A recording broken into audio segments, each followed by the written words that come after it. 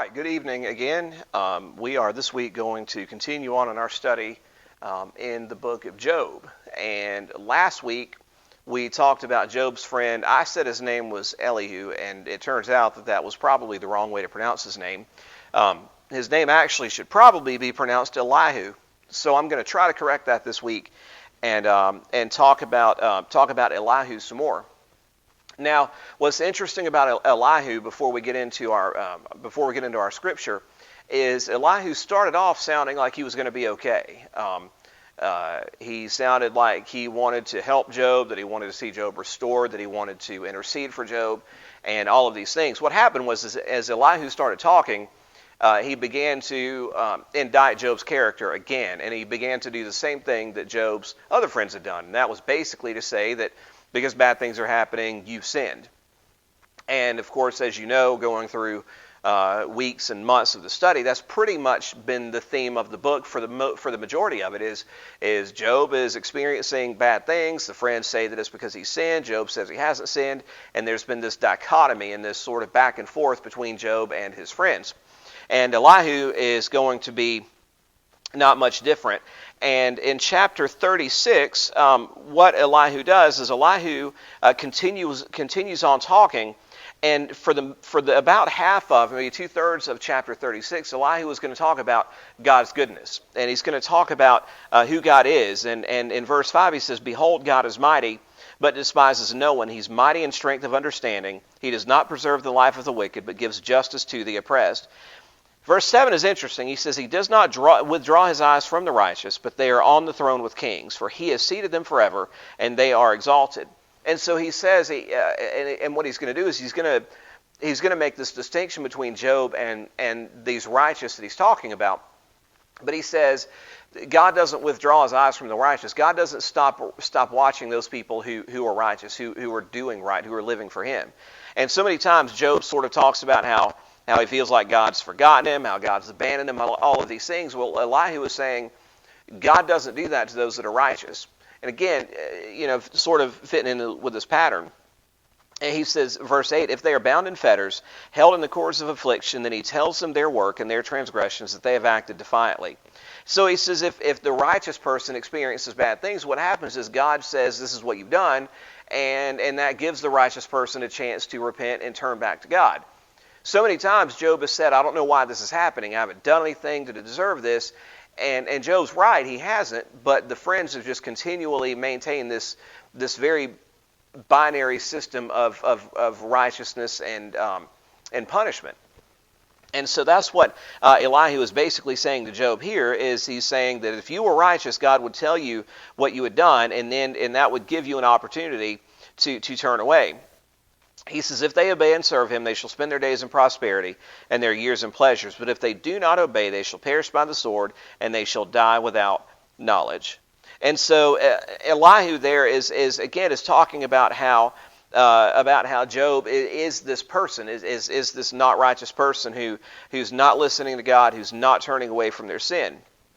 And he goes on and he says he delivers the poor in their affliction and opens their ears in oppression. And then he says in verse 16, he says, "Indeed, he would have brought you out of dire distress into a broad place where there is no restraint, and what is set on your table would be full of riches. But," and then verse 17 and 18 is really the point of Elihu's charge here. He says, "But you are filled with the judgment due the wicked. Judgment and justice take hold of you. Because there is wrath, beware lest he take you away with one blow. For a large ransom would not help you avoid it." And then what he does is he goes in and he talks about, would your riches help you? Would your mighty forces keep you from distress? He says, "Take heed, do not turn to iniquity, for you have chosen this rather than affliction." And so he's telling Job that he's chosen everything but God, and he's trusting in his riches to protect him, and he's doing everything except for the thing that he needs to do. And then verse 22, and he says, "Behold, God is exalted by his power. Who teaches like him? Who has assigned him his way, or who has said, you have done wrong?" And so Elihu is telling Job here that Job has no basis to tell God that he's wrong, because God only does right. And if something is bad, then it's because Job is wrong and God is not. And that's true. God doesn't do anything wrong. Elihu is accurate here. But again, his approach to Job is really wrong. Starting in verse 24, Elihu is going to talk about God's majesty and God's power. In verse 26, he says, "Behold, God is great, and we do not know him, nor can the number of his years be discovered. For he draws up drops of water, which distill as rain from the mist, which clouds drop down and pour abundantly on man." And so he says that, and he sort of describes this cycle of condensation about how water evaporates and is distilled and condensed and then it rains and so the point there is what he's doing is he's going to transition into this really describing God's authority and God's power. And probably what's going on here is at this point in Eliphaz's speech, there's probably a storm coming up on the horizon. Because what Elihu is going to do now is Elihu is going to use a lot of storm-based imagery to describe God and God's power. And so he says, "Can anyone understand the spreading of the clouds, the thunder from his canopy? Look, he scatters his light upon it and covers the depths of the sea. Going on to verse 32, he covers his hands with lightning and commands it to strike. His thunder declares it, the cattle also concerning the rising storm." And so Elihu probably sees the storm coming on the horizon, and that sort of shifts his perspective to seeing God's power in this storm and seeing God's control in the storm. And then that continues on into chapter 37, where Elihu spends a lot of time talking about this, about the thunder of God's voice, the rumbling that comes from his mouth. Verse 3, he sends it forth under the whole of heaven, his lightning to the ends of the earth. After it a voice roars, he thunders with his majestic voice, and he does not restrain them when his voice is heard. God thunders marvelly with his voice. He does great things which we cannot comprehend. And so he's talking about the storm and how he sees God's power and God's might in the storm. And then he changes, he doesn't change, but then he sort of transitions a little bit from that into God's authority over everything. And he says, he seals the hand of every man, that all men may know his work. Beasts go into dens and remain in their lairs. From the chamber of the south comes the whirlwind, and cold from the scattering winds of the north. By the breath of God ice is given, and the broad waters are frozen. Also with moisture he saturates the thick clouds. He scatters his bright clouds. They swirl about, being turned by his guidance, so they may do whatever he commands them on the face of the whole earth. And you've seen this, if you've seen, and most of us have seen a tornado, and even if you've seen the way that a hurricane works, there's the swirling of the clouds, and there's this thunder, and there's this roaring, and there's this immense power in nature. And what Elihu was saying to Job is that this is the God that we serve. This is who this is who God is, and this is God's power. Who are you to say that God's wrong? Clearly, you've done something wrong, because God in his magnanimous power and authority would not do something to you that you didn't deserve. And so he goes on in verse 14, "Listen to this, O Job, stand still and consider the wondrous works of God. Do you know when God dispatches him and causes the light of his cloud to shine? Do you know how the clouds are balanced, those wondrous works of him who is perfect in knowledge?" And so then what he does is he goes on and he talks about how we have no authority, we have no standing to question God and to ask God why he's doing. Verse 23, he says, "As for the Almighty, we cannot find him. He is excellent in power and judgment and abundant justice. He does not oppress. Therefore men fear him. He shows no partiality to any who are wise of heart." And so what Elihu says here is the storm is coming, and Elihu is really trying to get the point across to Job of God's sovereignty, of God's strength, of God's majesty, all of these things. And Job this whole time is just sitting there, he's not saying a word. And so verse 37 sort of ends Elihu's speech. And at this point, the storm has come, and then in chapter 38, we hear from God. And what God does, and this is very interesting, is verse 1 of chapter 38. "Then the Lord answered Job out of the whirlwind and said." And so this storm, this whirlwind, this great natural event has shown up, and from this we hear from God finally after 37 chapters of of Eliphaz, Bildad, Zophar, Elihu, all of these guys going back and forth with Job. And Job so many times saying, if I could just have an audience with God, if I could just present my case to God, if I could just ask God a question, then he would say that I'm innocent. He would say that I don't deserve this. And so through all of this book, we've not heard anything from God outside of chapter 2. God has been seemingly silent. And so in chapter 38 is when we finally get to hear from God. And so what God does is very interesting to me. God shows up, and God says some really interesting things here. Again, I read verse 1, and I'll read it again. Then the Lord answered Job out of the whirlwind and said, "Who is this who darkens counsel by words without knowledge?" And then verse 3 says, "Now prepare yourself like a man. I will question you, and you shall answer me." And so Job, all of a sudden now, after all of this time of wanting to see God and wanting to meet with God and wanting to appeal to God, now finally God has shown up. And what God does is God says, basically, get ready, prepare yourself like a man. This is about to get real. And he says, and God ultimately says, I'll question you and you will answer me. I'm not going to be here and answer your questions. I'm not going to justify myself to you. I'm going to ask you questions and you're going to answer me. And then what God does is God then goes through, there's sort of this long speech that God gives. And so again, Job had wanted to question God, and then what God does is God ultimately is going to ask Job 77 questions. He never once answers anything. It's just question after question after question.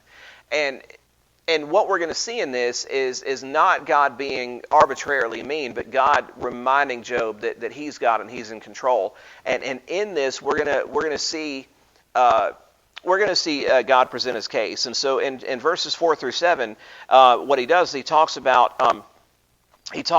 the secrets of creation. He says, where were you when I laid the foundations of the earth? Tell me if you have understanding. Who determined its measurements? Surely you know. Or who stretched the line upon it? To what were its foundations fastened? Or who laid its cornerstone? When the morning stars sang together and all of the sons of God shouted for joy. And so God starts off really asking the question, where were you when the world was created? Did you have any part of this? And again, I don't think it's God being a jerk so much as it's God sort of reminding Job of his place in this, and God reminding Job that He's in control and He has all of the power and all of the authority. Verses 8 through 11, He's going to talk about the boundaries of the sea. Who shut in the seas with doors when it burst forth and issued from the womb? When I made the clouds as garment and thick darkness as swaddling band, when I fixed my limit for it and set bars and doors, when I said, this far you may come, but no further, and here your proud waves must stop. And so, he talks about how, he asked Job, where were you when I was creating everything? And I'm the one that put the boundaries of the sea. In verses 12 through 18, God continues, if you commanded the morning since your days began and caused the lawn to know its place. And he's going to ask Job if he understands the nature of earth, if he understands how things work. Have you entered the springs of the sea? Have you walked in the search of the depths? Have the gates of death been revealed to you, or have you seen the doors of the shadow of death? Have you comprehended the breadth of the earth? Tell me if you know all this. Slight technical issues, but anyway. So this is today and not yesterday, and we're going to continue on with what we were talking about. So verse 18 ends sort of that phrasing with have you comprehended the breadth of the earth? Tell me if you know all this. Verses 19 through 24. What God is going to do is God is going to ask him about the nature of light, darkness, and the sky. And the question again here, and this is God just over and over and over again asking Job what his role was in this. And I think again, what God is, the point that God was trying to make here is He's involved in creation, and He's the one that controls everything, and He was involved in every aspect of it. And so verses 19 through 24, He's going to ask, where is the way to the dwelling of light? And in darkness, where is His place? And Do you know where light comes from? Do you know the paths to its home? He says in verse 21, do you know it because you were born then, or because the number of your days is great? And there seems to be a little bit of God sounds a little bit pointed here. Verses 25 through 30, God is going to go on, and he talks about he's going to talk about rain and its effects. And what's neat about this is Job or God is going to describe sort of the process of condensation. He says, who's divided a channel for the overflowing water, a path for the thunderbolt? Talking about, again, rivers and torrential floods and things like that. Or a path for a thunderbolt, talking about lightning. To cause it to rain on a land where there is none, a wilderness in which there is no man. To satisfy the desolate waste and cause to spring forth the growth of tender grass. He says, the rain of Father, who has begotten the drops of dew. This is, this is... this is God basically asking, who created this? Where did this come from? Where does from whose womb comes the ice? Verses 31 through 33 are kind of my favorites out of this because I'm a bit of an astronomy nerd. He says, can you bind the cluster of the Pleiades or loose the belt of Orion? Can you bring out Mazzaroth in its season, or can you guide the Great Bear with its the Great Bear with is cubs? Do you know the ordinances of heaven? Can you set their dominion over the earth? And so God's asking him, do you know where who hung the constellations, who arranged the stars where they are? Again, in verses 34 through 38, he's going to talk about clouds, he's going to talk about weather, he's going to talk about the human mind, and again, God's involvement in all of these things. Can you send out lightnings that they may go and say to you, here we are? And he says, who has put wisdom in the mind, or who has given understanding to the heart?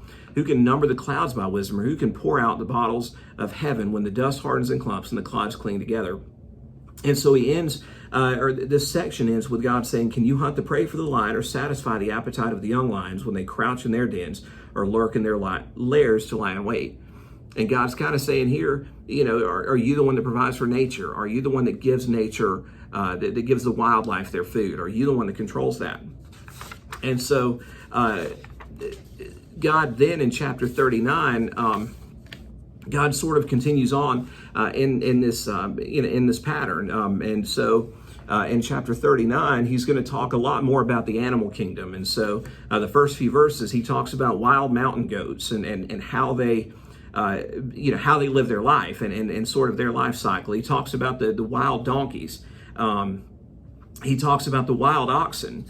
He says, will the wild ox be willing to serve you? Will he bed by your manger? Can you bind the wild ox in the furrow with ropes, or will he plow the valleys behind you? Will you trust him because his strength is greater? Will you leave your labor to him? Will you trust him to bring home your grain and gather it to your threshing floor? And he's asking Job, if he feels like he controls nature enough to trust the wild ox, and obviously the answer to that is no.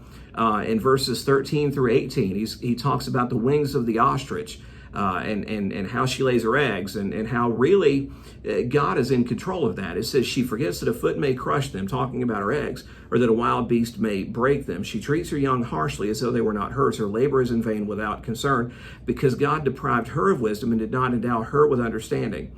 And so, what God is saying here is that even the animals that sort of function, the reason why they're like they are is because because they don't have wisdom, they don't have understanding, and it's sort of, again, kind of God's way of talking about how how we as people have these things, but the animals don't.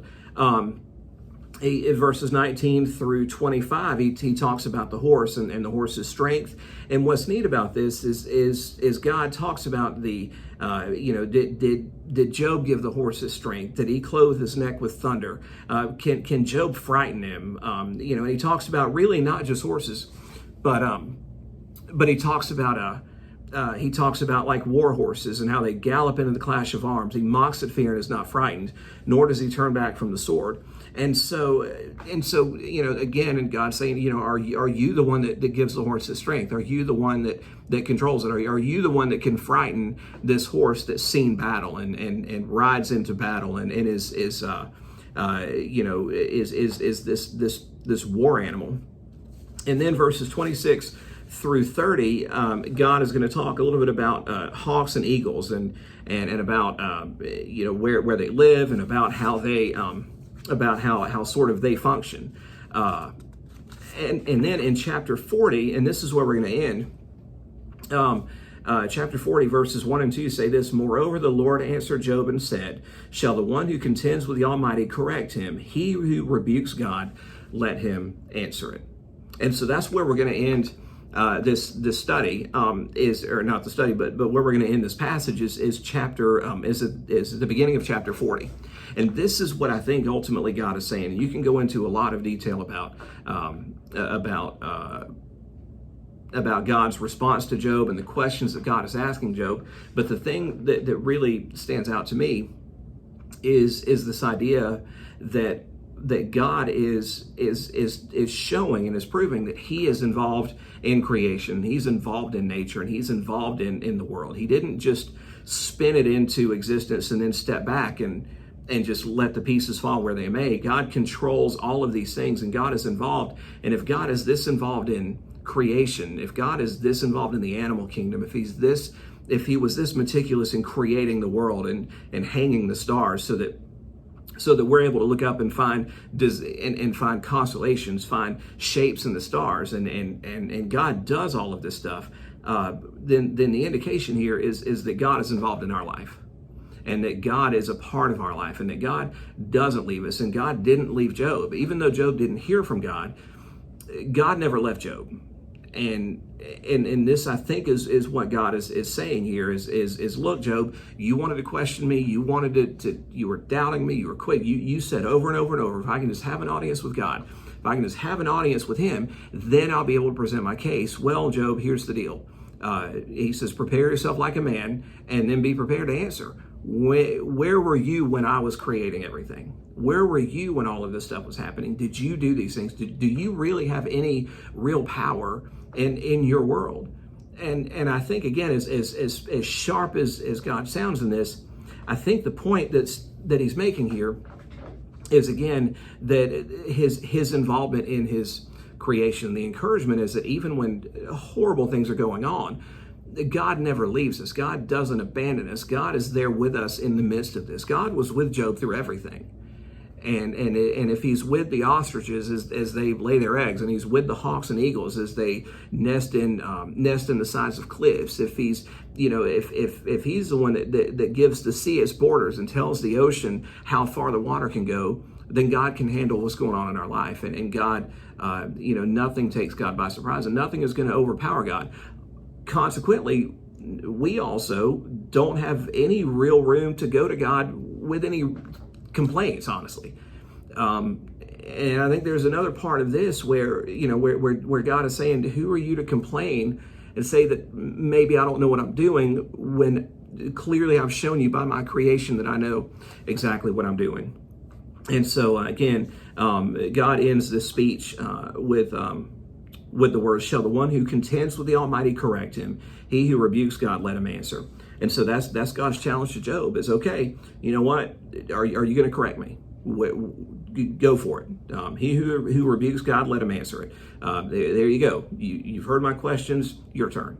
And next week, we're going to continue on in chapter 40, and we should be able to work through chapter 42. So, and then we'll be done with Job. So next week we'll wrap up the series, and we will start in a new book after that. I apologize for the technical issues, for the delay, for the fact that through half the video I was one place and the other half another. But I'm kind of doing the best I can here. So it's been a long year. I mean, not really, but we've gone into immense detail through the book of Job, and I've enjoyed it, and I'm also going to enjoy another book. So anyway, so that's it.